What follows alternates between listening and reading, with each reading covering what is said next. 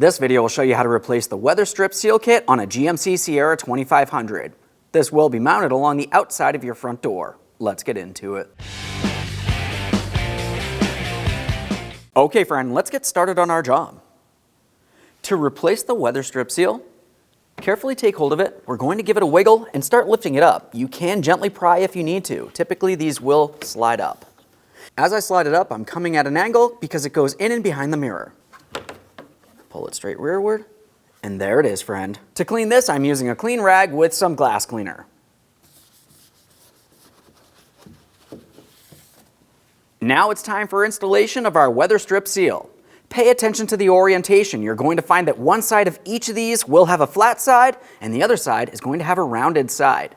The flat side would go in and behind the front mirror, and the rounded side goes towards the rear. We're going to come in at an angle. We're sliding it behind the mirror. We're pressing it down as far as possible and making sure it's completely seated all the way across.